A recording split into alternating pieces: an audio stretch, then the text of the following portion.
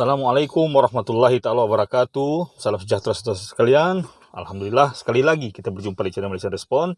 Dan seperti yang saya janjikan, isu kita masih lagi berkisar kepada konflik Israel dan Palestin.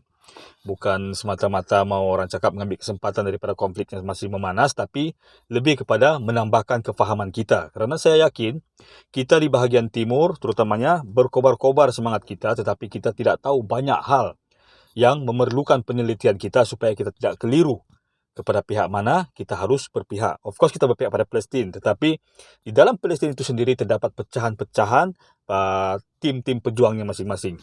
Nah, jadi pada video kali ini saya akan membahas tentang perbezaan dua fraksi utama yang berada di Palestin yang memperjuangkan apa yang pernah diperjuangkan oleh Pertubuhan Pembebasan Palestin, yaitu PLO, yang suatu ketika dulu diketuai oleh Yasir Arafat. Okey, jadi PLO sudah tidak ada, sekarang digantikan dengan PA, iaitu Palestine Authority, yang telah dibentuk selepas perjanjian Oslo melalui resolusi Majlis Keselamatan 242. Ini dianggap sebagai satu pengkhianatan pada masa itu kerana umat Islam masih mau melakukan penentangan secara total dengan rejim Zionis, tetapi pihak PLO pada masa itu telah bersetuju untuk menandatangani perjanjian berkenaan, resolusi berkenaan, semata-mata untuk mempercepatkan penubuhan sebuah negara Palestin yang merdeka. Okey, jadi kenapa penting untuk kita tahu perbezaan di antara Fatah dan Hamas? Kedua-duanya merupakan dua parti yang paling dominan. Dan sekarang di Palestin sudah tidak ada parti lain lagi melainkan dua parti ini. Dulu, sewaktu Israel mula-mula bertapak di bumi Palestin pada tahun 1948, keluasan kawasan Palestin yang ada sekarang adalah 80% dan Israel cuma 20%. Tetapi sekarang ini ianya sudah berbeza. Ya, sudah berbeza, yang mana Palestin tinggal tebing barat dan semenanjung Gaza, sedangkan Israel sudah menguasai 80% daripada wilayah yang ada di bumi Palestin. Jadi kita harus pahami, apabila tebing barat dan semenanjung Gaza terpisah, konsepnya samalah. Kita ambil contoh yang paling dekat, Selangor dan wilayah persekutuan.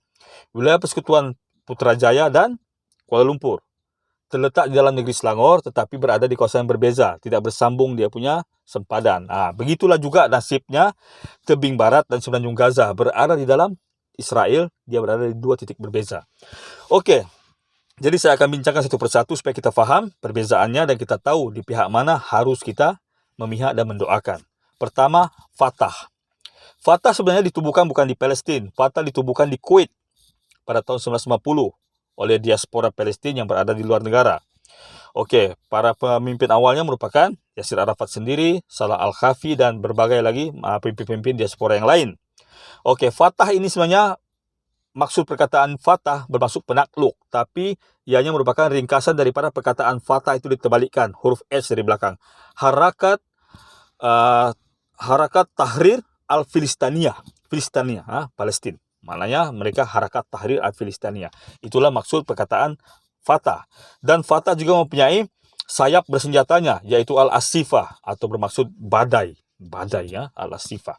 Jadi Fatah ini ditubuhkan lebih awal berbanding dengan Hamas. Hamas ditubuhkan pada tahun 1987 oleh Syekh Ahmad Yasin, seorang ulama Sunni yang berasal daripada, sebenarnya bukan dari Gaza, dari Ramallah.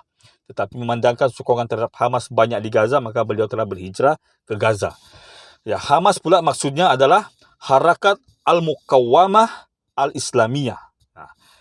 Fatah Filistania. Filistania bermaksud Palestin, sedangkan Hamas Islamiyah bermaksud Islam. Okey, dan Hamas juga mempunyai sayap bersenjatanya. Salah satu yang paling elit adalah Brigadir Al-Qassam. Okey, Brigadir Al-Qassam. Jadi kita nampak. Jadi sekarang saya akan dedahkan perbezaan. Fatah dari segi ideologi mereka adalah sekular. Hamas ideologinya adalah ideologi berlandaskan Islam. Okey. Lepas itu pendekatan mereka dengan Israel. Fatah mengiktiraf Israel, tetapi masih mau menubuhkan kerajaan Palestin berdasarkan kepada sempadan 1967. Sedangkan Hamas tidak mengiktiraf Israel, tetapi mereka juga mau mengiktiraf persempadanan Palestin pada tahun 1967. Kemudian dari segi pendekatan penentangan, Fatah lebih kepada perundingan, sedangkan Hamas lebih kepada penentangan bersenjata. Okey, jadi dulu semasa Fatah masih berkuasa secara tunggal, kebanyakan perundingan yang dijalankan adalah berdasarkan kepada perundingan dua hala antara Palestin dengan Israel.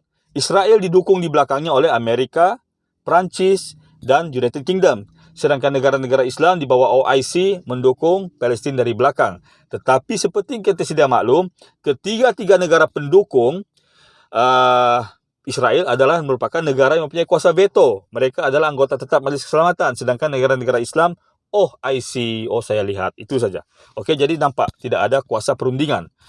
Jadi apabila Hamas mulai bosan dengan tingkah laku PLO dan Fatah, maka mereka telah menubuhkan Hamas. Dan Alhamdulillah, Hamas berdasarkan perjuangannya berdasarkan agama telah menang besar di semenanjung Gaza. Jadi mereka berkuasa di semenanjung Gaza, manakala Fatah berkuasa di Ramallah, di tebing barat. Apabila Hamas menyedari perjuangan Fatah semakin tidak relevan, apabila Fatah lebih banyak bekerja sama dengan Israel berbanding untuk melakukan penentangan, maka Hamas telah memperkuatkan sayap ketenteraannya. Perlu kita ingat, Hamas tidak suka dengan Fatah atas beberapa dasar.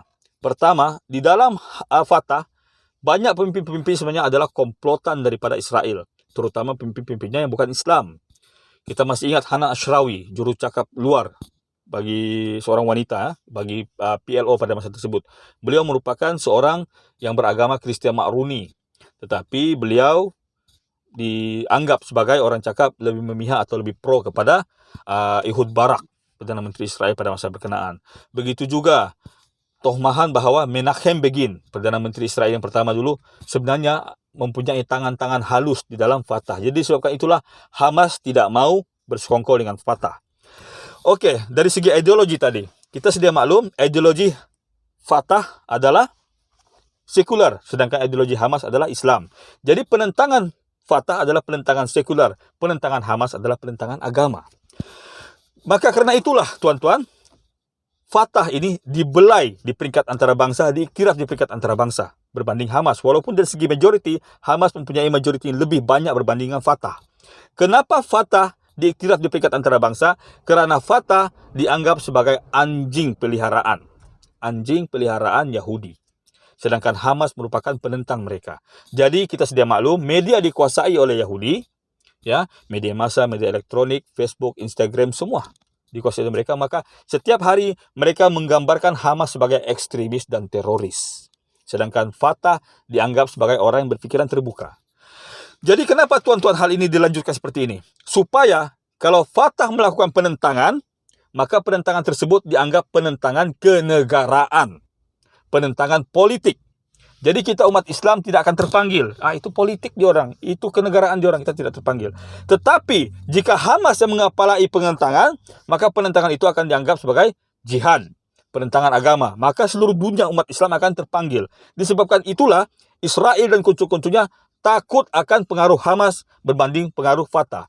Tetapi tidak ada yang dapat mencegah kebenaran, tuan-tuan, dan tidak ada mencegah kekuasaan Allah. La haula wala quwata illa billah. Setiap hari keyakinan umat Islam di luar sana terhadap Hamas semakin menebal. Kita semakin tahu peranan siapa yang lebih benar, maka Hamas semakin hari semakin kuat. Cuma masalahnya, sayap Fatah, karena Fatah dengan Hamas sempat berbalah pada tahun 2007 dan berdamai hanya pada 2017. 10 tahun perseteruan antara kedua pihak. Fatah, walaupun tidak ada sokongan akar umbi, tetapi mereka mempunyai persenjataan yang canggih, kerana mereka dibekalkan kelengkapan oleh Israel. Sedangkan Hamas, hanya tuan-tuan tahu mereka mengharapkan bantuan daripada umat Islam dari pihak luar. Apatah lagi apabila Muhammad Mursi pada Presiden Mesir digulingkan oleh Al-Fatah Al-Sisi, maka bertambah sulitlah apabila jalan-jalan tikus, jalan-jalan sulit, terowong bawah tanah Hamas ditutup sepenuhnya. Maka Hamas sekarang ini hanya mengharapkan dua hal. Pertama, Hamas mengharapkan simpati, doa dan bantuan daripada kita umat Islam di luar sini.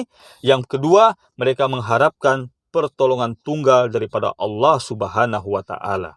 Jadi nampak tuan-tuannya, semoga kupasan ringkas yang saya bagi ini dapat memberikan gambaran kepada saudara-saudara supaya tidak keliru. Kerana kita beranggapan, kenapa perjuangan Palestin ini macam pecah belah? Itulah puncanya. Kerana ada dua pihak. Satu pihak yang berpura-pura berperanan di iktiraf di peringkat antara bangsa, tapi sebenarnya ditunggangi oleh musuh sebenarnya. Sedangkan satu pihak lagi dianggap ekstremis, dianggap teroris, tapi mereka lah membawa obor perjuangan Islam yang sebenarnya. Oke? Wallahu a'lam bishawab. Assalamualaikum warahmatullahi taala wabarakatuh.